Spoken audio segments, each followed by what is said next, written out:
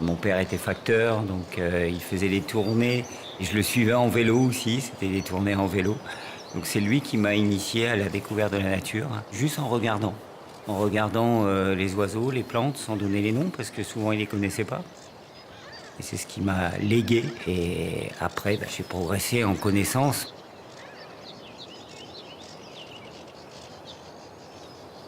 Alors en ce moment, on est au début de printemps. C'est une période qui est dynamique, dans le sens où vous êtes encore en période d'hivernage. Il y a des oiseaux qui finissent de passer l'hiver ici. Certaines espèces nichent. Puis on est encore en migration de printemps. D'autres espèces d'oiseaux font le voyage vers l'Europe du Nord.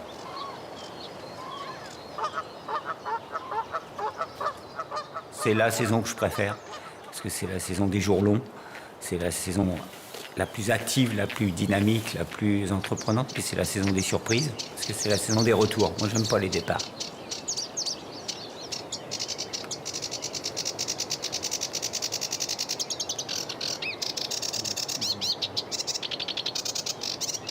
Le fragmile des joncs, il fait 10 grammes. Quand il arrive, 11 grammes. Il vient d'Afrique équatoriale, hein, et vraiment dans tout le sud-ouest de l'Afrique.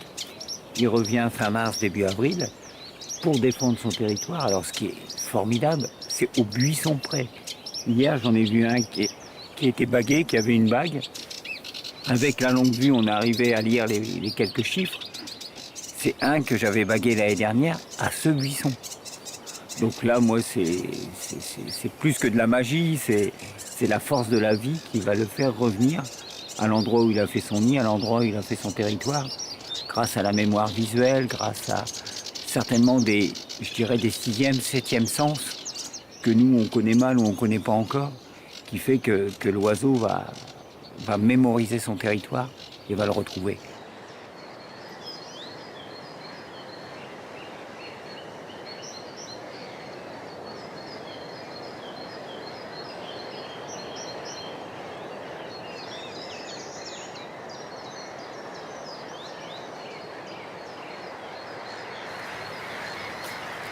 Le parc du Marcanterre, c'est une réserve naturelle d'État qui fait 200 hectares, qui se situe au nord de la baie de Somme, entre les pays scandinaves, les pays d'Europe du Nord où les oiseaux se reproduisent, et les pays du bassin méditerranéen et l'Afrique où ils nichent. Comme on est au milieu, on est à un hôtel qui fait que les oiseaux vont s'arrêter sur cet endroit-là. T'as réussi à noter des bagues. Quelques lectures de bagues. Oui. Ah, super.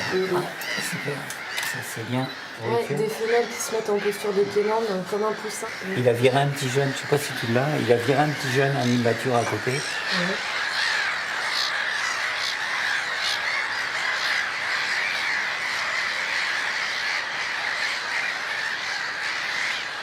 On voit une bague verte sur une mouette mélanécéphale. Philippe, c'est la mémoire du parc, hein. Et il a été là quand le parc a été créé. C'est lui qui a donné aussi les conseils pour la gestion des milieux, pour pouvoir faire des milieux favorables pour accueillir les espèces. Et voilà, c'est une mémoire vivante. Il faut en profiter. Allez, pousse un peu. Voilà. Là, la bague, elle se présente mal. Lorsque la colonie d'avocat s'installe, c'est vrai qu'au mois d'avril, on voit les parades nuptiales et c'est passionnant parce que la femelle se met en position d'accouplement, toujours les pattes dans l'eau, elle reste immobile. À un moment, avec le bec, il va éclabousser l'eau régulièrement pour projeter de l'eau sur la femelle. Et juste avant l'accouplement, délicatement, il glisse son bec sous le cou de la femelle. Et vous allez avoir l'accouplement qui va durer quelques secondes, c'est très court. Et ensuite, les deux oiseaux se croisent le bec comme un petit bisou final, et ils se séparent.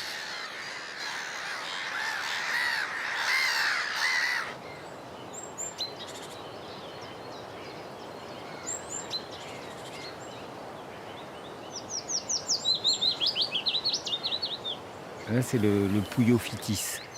Donc le chant est facile à reconnaître. Il monte et il descend là, comme un petit ruisseau qui s'écoule. Et pareil, c'est un très grand migrateur comme le fragmile des joncs. Il arrive encore plus au sud d'Afrique équatoriale, donc 10 grammes et 7000, 8000 km dans les ailes, voire au-delà pour les oiseaux qui vont nicher en Russie ou en Finlande. Et c'est une espèce en Europe qui est en nette diminution. Face à cette traversée des continents, je pense que l'homme a un minimum de respect à avoir pour ces espèces-là, qui sont un symbole de la migration, mais aussi un symbole de notre qualité environnementale. Ce chant qu'on entend, c'est autant de petits bonheurs qu'on a au quotidien quand on se lève le matin, qu'on a le devoir de garder et de préserver.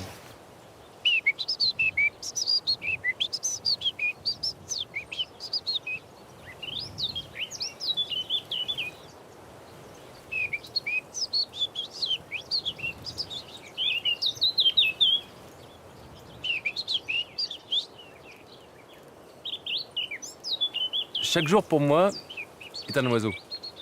Aujourd'hui c'est une fauvette à tête noire, hier c'était un rossignol philomèle, et demain peut-être une cigogne.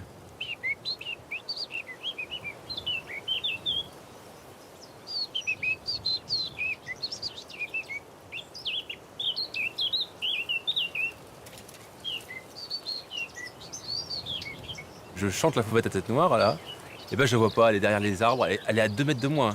Mais je l'imagine parce que je l'ai déjà vue. Alors j'ai eu la chance d'être initié.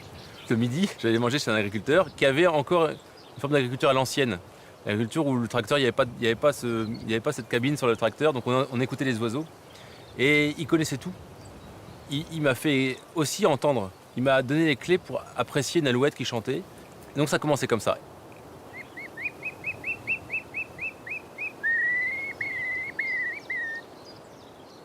On était entouré de chants d'oiseaux. Ne serait-ce que dans la cour d'école, il passait des centaines d'oiseaux en migration vers l'Afrique en automne et des centaines de milliers qui remontaient vers le nord au printemps. Donc j'ai l'impression d'avoir toujours baigné dans cet environnement sonore. Et c'était ma passion. J'ai l'impression que mon Noël à moi, c'était les concours d'imitation. Ce qu'il en sort, c'est qu'à la fin, je gagnais le concours où j'avais des très beaux prix. Et puis en même temps, le lendemain, dans la nature, les oiseaux me répondaient. J'avais d'un seul coup la sensation de ne jamais être seul.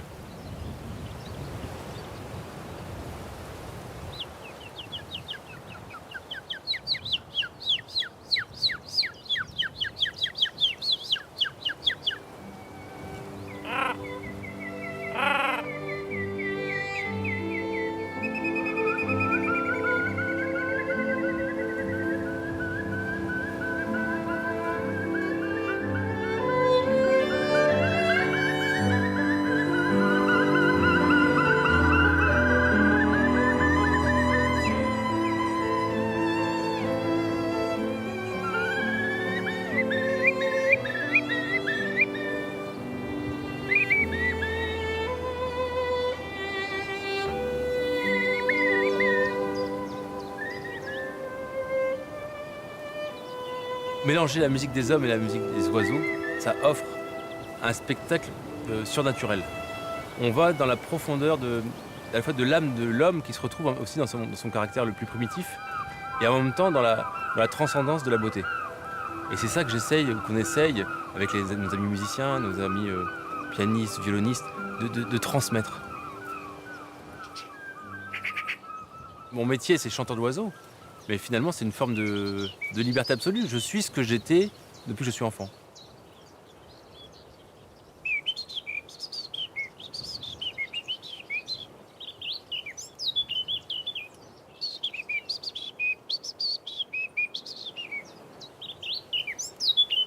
Ces petites clés, ces petites choses que j'ai apprises, eh bien, j'aime bien aussi faire le lien avec les hommes.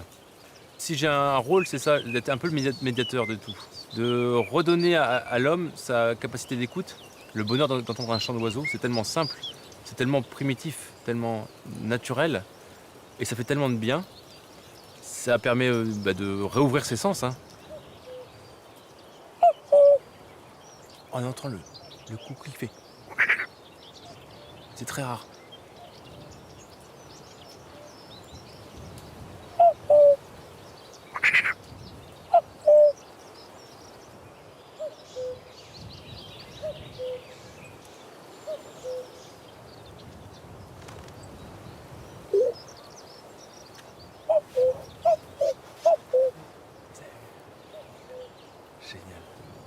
Trop beau. Bon, évidemment, il est arrivé tout de suite. Hein. Et tu as entendu le... Là, il est très énervé. Là, il veut absolument que je dégarpisse. Superbe.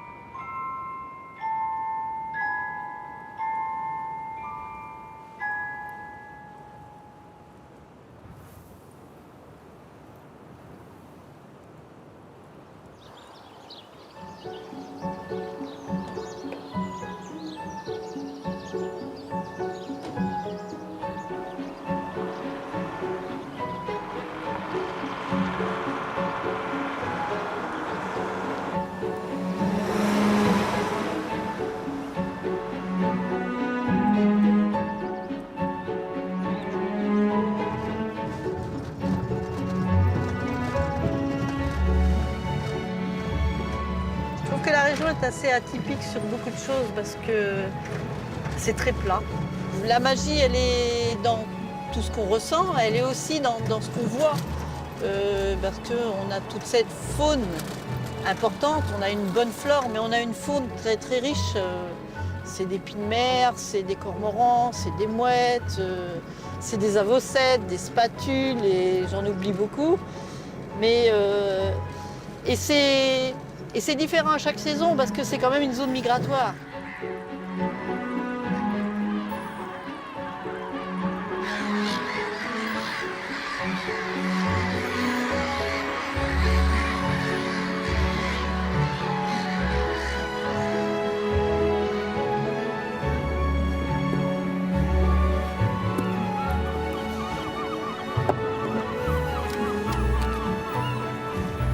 Le vent me pousse.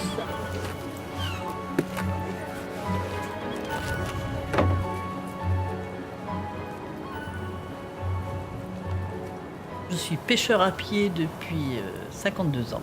J'ai commencé, j'avais 9 ans. La différence du pêcheur à pied, c'est avec toute pêche qu'il effectue, doit se faire les pieds au sol. À partir du mois de septembre, souvent il y a les ouvertures de coques, donc on fait la pêche à pied des coques. Ça n'empêche qu'entre deux, on fait aussi les vers. Et au printemps, on fait les végétaux, de façon à avoir toujours une activité permanente. Donc on est considérés comme des agriculteurs de la mer.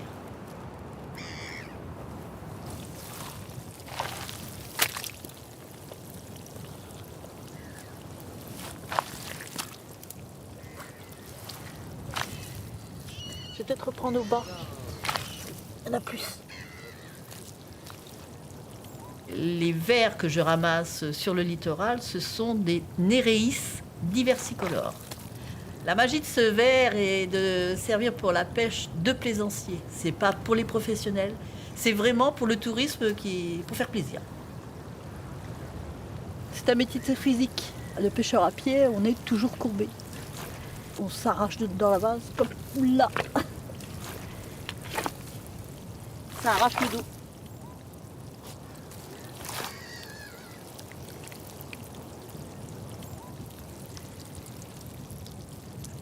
Et les vers, ça a toujours été ma passion. Et puis, chercher où ils sont, écouter le bruit. Parce que quand on est dans les vases, on dit tiens, ça chante. On dit qu'il lève les vers. Le ver, il est dans le sol, mais il peut être très profond et ne sortir qu'à une certaine époque. Et là, au mois d'avril, là, les vers, ils montent. Et à chaque coup de croc, on peut en avoir 4 ou 5 que l'on peut ramasser. Là, c'est quand même plus agréable. Et on entend au bruit dans la vase, donc je reviens à mon expression, on les entend chanter.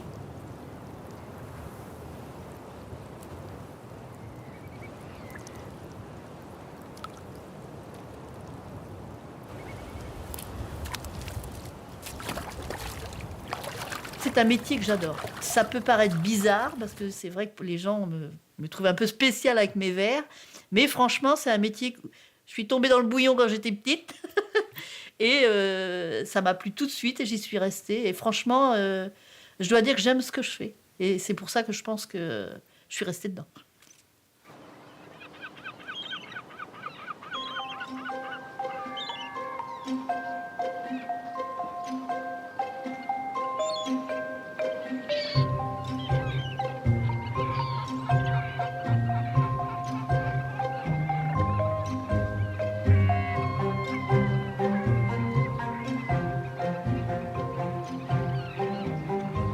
C'est une colonie de phoques qui s'est installée ici pas très longtemps. Il y a une quinzaine d'années, il y en avait très peu, il y en avait 2 ou 3. Pour moi, c'est agréable de les regarder. J'ai l'impression qu'ils sont là pour se dorer la pilule au soleil, même quand il n'y a pas de soleil.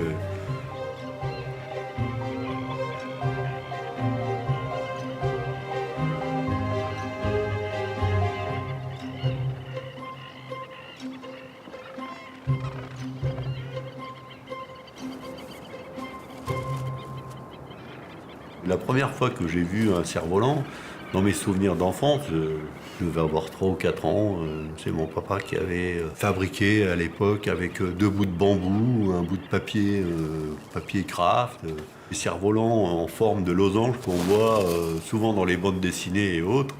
C'est le souvenir le plus lointain que j'ai du cerf-volant.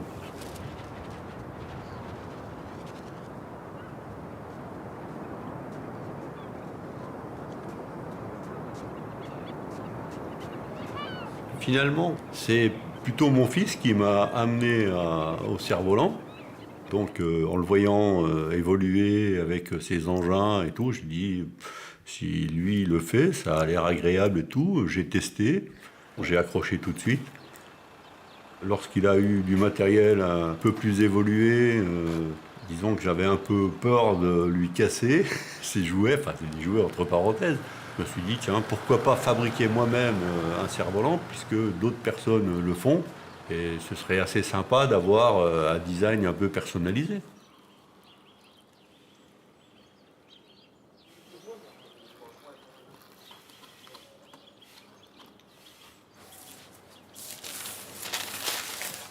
En train de me préparer un nouveau cerf-volant. Ah bah oui, toi. Ah, il y a 2 ans, tu m'as dit que tu devrais essayer d'en faire, bah voilà. J'en ai fait à peu près une quarantaine en tout. Tu vas avoir de la gaze blanche ici. En blanc? En blanc, bah oui, pour conserver le design de base. D'accord. Donc je vais mettre de la gaze blanche sur la partie centrale. Je l'ai poussé petit à petit à la fabrication parce que je voyais beaucoup sur internet, sur les forums, on voit beaucoup de gens qui fabriquent. Et je lui disais, allez, vas-y, lance-toi, t'es un bon couturier, il n'y a pas de raison que ça marche pas avec les cerfs-volants, quoi.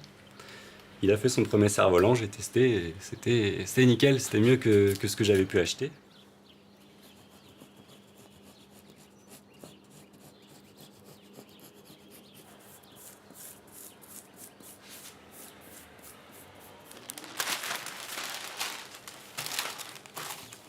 Ado, je me faisais des retouches sur mes chemises, mes pantalons, etc. etc. Et puis bon, ça c'est comme le vélo, ça se perd pas une fois qu'on a appris à coudre 2 bouts de tissu, on s'adapte. Il y a un petit côté affectif sur cette machine-là en particulier, parce qu'elle a été utilisée pendant plus de 20 ans par ma mère, et je suis fier de l'utiliser à mon tour derrière. La plus grande satisfaction, c'est de voir sa réalisation évoluer dans le ciel. Et lorsqu'on crée des cerfs-volants pour les membres du club, c'est de voir évoluer ces bébés dans le ciel, pilotés par d'autres personnes.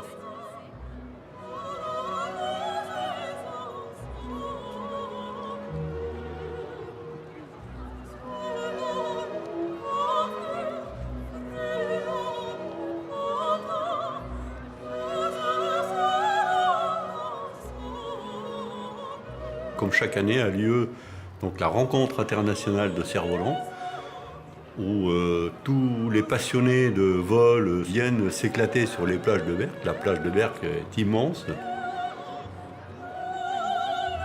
C'est juste magique de voir des centaines et des centaines de cerfs-volants en même temps dans le ciel. On ne peut le voir que cette semaine-là, parce que le reste du temps, même si nous avons une dizaine ou une quinzaine de cerfs-volants au niveau du club, ça reste quand même une très petite structure. On ne pourra jamais décorer le ciel comme c'est fait ici pendant la semaine des rencontres.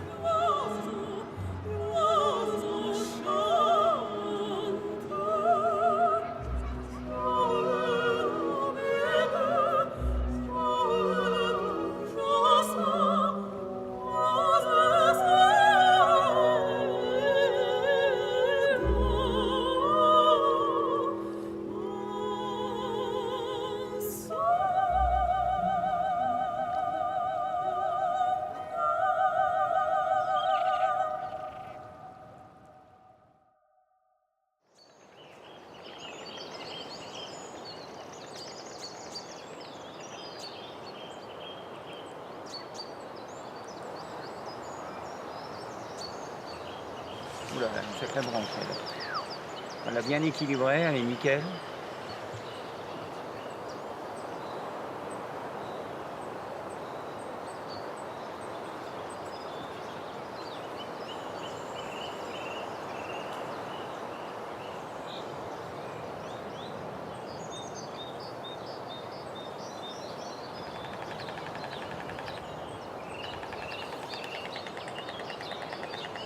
L'aéronnière, c'est vraiment un espace assez exceptionnel où il y a 150 couples de grands échassiers qui nichent.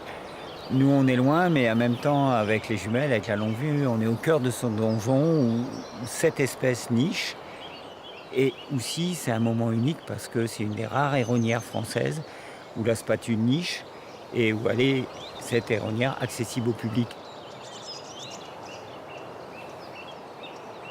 Quand on passe du temps à observer les animaux sauvages, on voit qu'on est dans l'individu. Et c'est ça qui me plaît absolument. On n'est pas dans l'indifférence de l'espèce, mais on va puiser dans le comportement de l'individu. Il n'y a pas de degré de valeur d'observation.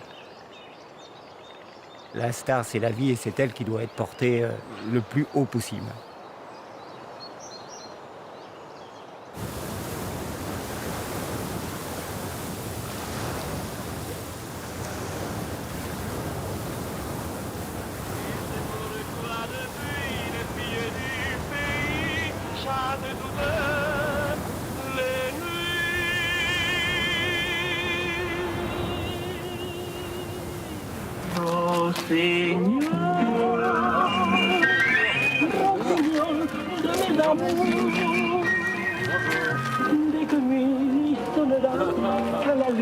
Ça y est, vous êtes frustrés.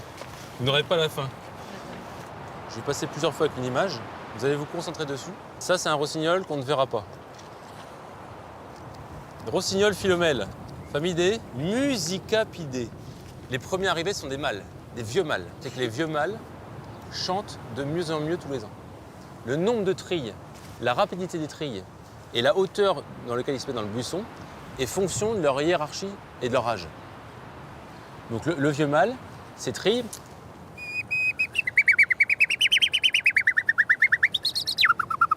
juste comme ça, vous voyez, il n'arrête pas. Le rossignol qui trouve une femelle, il arrête de chanter. Le mâle qui chante, c'est un célibataire. Donc c'est un loser. Vous étiez en face d'un loser éternel. D'accord.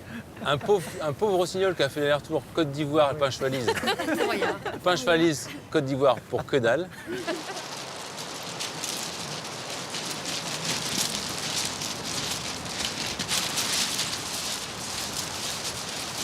Ce que j'adore faire, c'est commencer donc à la tombée du jour, emmener un groupe et je veux qu'ils se lavent les oreilles dans le sens où il faut que d'un seul coup ils aillent basculer dans la beauté du chant, mais qu'avant ils oublient les sons parasites qu'ils ont en eux.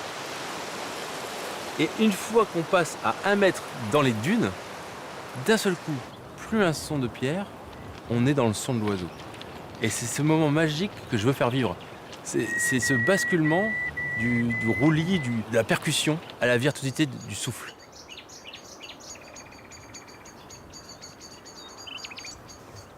C'est des merdes. Ça, c'est des merdes. Ce qui nous intéresse, c'est là.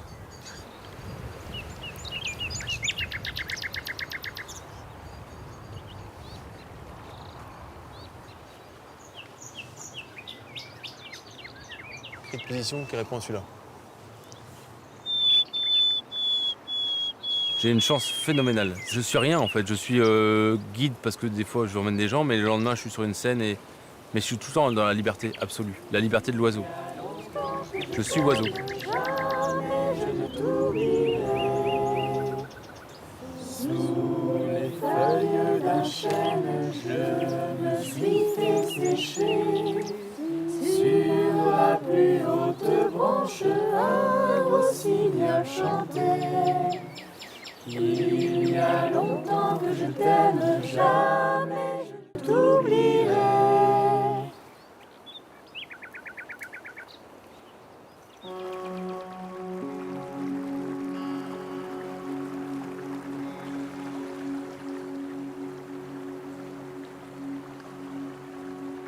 Gilles Mühlhauser, on sent vraiment ces 4 personnages qu'on nous présente dans ce reportage, intimement attachés à cette région des Hauts-de-France. Est-ce que c'est une région que vous connaissiez, vous? J'y suis allé, effectivement, 1 ou 2 fois. Et qu'est-ce qui vous touche dans cet endroit? C'est le fait qu'on ait préservé un endroit pareil? Moi, c'est d'abord, effectivement, le paysage ouvert sur l'Atlantique. Hein. Pour un continental, évidemment, c'est ça qui est le plus impressionnant. Effectivement, c'est ce jeu des marées également. Et puis évidemment aussi la présence de ces oiseaux qu'on voit en général individuellement ou séparément, les cigognes, les grues, les spatules. Là, dans le reportage, on les a tous en même temps, c'est vraiment impressionnant. Moi, quelque chose qui m'a touchée, c'est aussi ce chanteur d'oiseaux, hein, Ouais, impressionnant. qui est assez impressionnant, qui les imite juste à la perfection. Alors, il a sorti un album qui s'appelle La Symphonie des oiseaux, où finalement les voix des chanteurs d'oiseaux se mêlent aux voix des musiciennes, une violoniste et une pianiste. C'est, paraît-il, très chouette à écouter. Voilà, mais en tout cas, merci beaucoup, Gilles Mühlhauser, Merci d'avoir pour passé votre ce moment en accueil. notre compagnie. Et bon retour chez vous, du côté de Genève. Quant à vous, j'aurai le plaisir de vous retrouver vendredi prochain, même lieu, même décor, pour vous proposer un nouveau reportage sur les traces de Gaëtan Dubler, lui qui souhaitait renouer avec une vie plus simple et authentique. Il y a bientôt 3 ans, il a fait le choix de partir sur les routes de Suisse romande en compagnie d'un bœuf. Depuis, ce drôle de duo écume les marchés de Suisse romande pour vendre des bières artisanales. Et c'est Rosoula Blanc qui me fera le plaisir de me rejoindre ici, à la fois danseuse et scénographe, céramiste et thérapeute. C'est en sa qualité d'éleveuse de yak que nous avons choisi de l'inviter. J'espère que vous serez là, fidèle à notre rendez-vous. Très belle soirée à tous. À bientôt.